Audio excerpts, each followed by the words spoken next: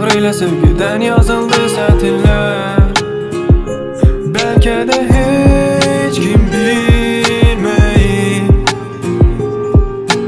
geceler sevip seher intihar eleyip. Sensiz olan bu dünyamın sonu gelecek. Sensiz dünyada bir anda ışık sönecek. Kim bilir şair yaz hakikati. Kimleri sevdin ve kimleri mahveledin.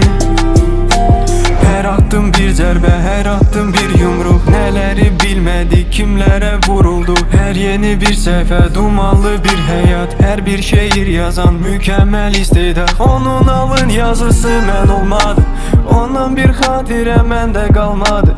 Belki de bir gün mensiz o xoşbəxt olacak.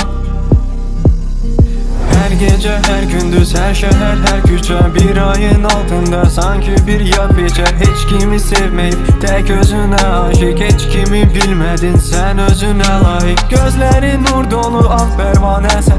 Her bir şehirde bir sen behanesen.